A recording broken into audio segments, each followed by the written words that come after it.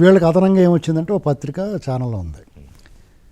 ఆ సాక్షి పత్రిక కానీ ఛానల్ కానీ తెలంగాణ హైకోర్టు దయాదాక్షిణ్యాల మీద మానవీయ కోణంలో నడుస్తుందండి అది. ఎందుకంటే యాక్చువల్గా సీజ్ చేశారు, దానికి లైసెన్స్ రెన్యూవల్ కూడా అవ్వలేదు.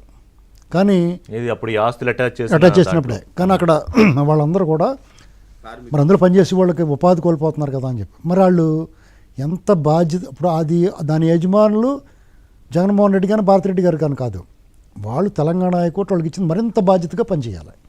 కానీ వాళ్ళు బాధ్యత విస్మరించి వాళ్ళు ఇష్టమైనట్టు చేస్తున్నారు. జగన్మోహన్ రెడ్డి కోసం పనిచేస్తా, జగన్మోహన్ రెడ్డి కోసం పనిచేయచ్చు, కానీ విషం చెమ్మకూడదు అవతల వాళ్ళ మీద, ఒక వ్యవస్థ మీద, ఒక ప్రాంతం మీద, ఒక కులం మీద, ఒక పార్టీ మీద, లేకపోతే ఇలాగా ఈ రకంగా చేస్తున్నారు.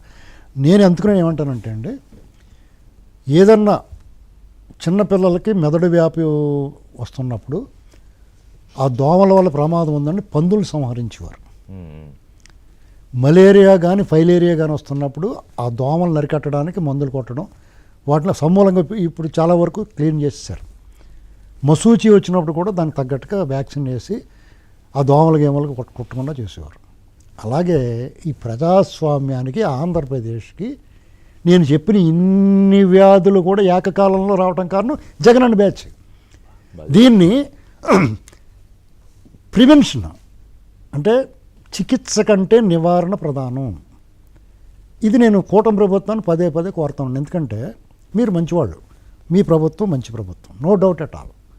అయితే కొన్నిసార్లు ఆ మంచితనాన్ని, మీరు ఇచ్చిన దానాన్ని అపాత్ర దానం చేయకూడదు కదా.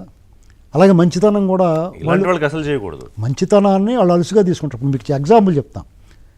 పేరు నాని మిస్సెస్ ఏదో కేసులో ఉంటే చంద్రబాబు నాయుడు గారు చాలా సహృదయంతో, వాళ్ళేం తెలుసయ్యా, వాళ్ళు చేసిన నేరం ఆ అమ్మాయి పేరు పెట్టారు, వాళ్ళని మనం వేధించకూడదు అన్నట్టుగా ఆయన సహృదయంతో స్వయంగా పేరు నాని చెప్పాడు. మరి బుద్ధి జ్ఞానం ఉన్నవాడు అన్నం వాడు ఏమనాలి, నోరు మూసుకు కూర్చోవాలి కదా, నా ఇంటికి పేకలేరు అన్నాడు. అంటే ఈ దేనివల్ల ఎందుకు వచ్చిందో ధైర్యం. కాబట్టి రోజా గారు ఆవిడ కూడా మహిళల కోటలోనే వదిలేశారు అనుకున్నాను. వీళ్ళు అంతే ఉండాలి. ఇప్పుడు ఆడదాం ఆంధ్రలో 100 కోట్లు స్కామ్ చేసింది. స్కామ్ పక్కన పెట్టండి, ఆవిడ మాట్లాడిన మాటలు ఎంత దారుణమైన మాటలు, చాలా దారుణంగా మాట్లాడుతుంది పవన్ కళ్యాణ్, లోకేష్ అందరినీ. అసలు నిన్న కాక మొన్న మళ్ళీ లోకేష్ గారిని పప్పు అని మాట్లాడుతుంది ఆవిడ. అవునా? తాజాగా మొన్న 1 వీక్ బ్యాక్ అదే చెవుల్లో పువ్వులు పెట్టుకుని నిన్న మొన్న వీళ్ళిద్దరం చాలా హుందాగా కనిపించే. రజనీ గారు నిజంగానే హుందాగా ఉంటుంది. ఆవిడ అవినీతి చేశారు, దోపిడీ చేశారు పక్కన పెడితే, కట్టు బెట్టు తీరు నడత నడవడిక అంతా కూడా చాలా హుందాగా ఉంటుంది ఆవిడ. మంత్రిగా చేసిన విడుదల రజనీ గారు.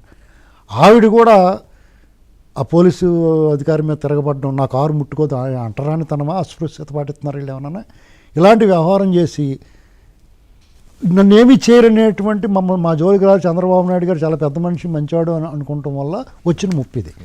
ఎందుకంటే చంద్రబాబు నాయుడు గారిని మనం మనలాంటి వాళ్ళు మాట్లాడటం మాకు అర్హత లేదు. ఆయన వయసుకి, ఆయన అనుభవానికి, ఆయన చాతుర్యానికి, ఆయన అభివృద్ధి కాముక కరెక్టే కాదు. అంటే మరి వీళ్ళు ఇలా రెచ్చిపోతుంటే చూస్తూ ఊరుకోవడమేనా చెప్పండి.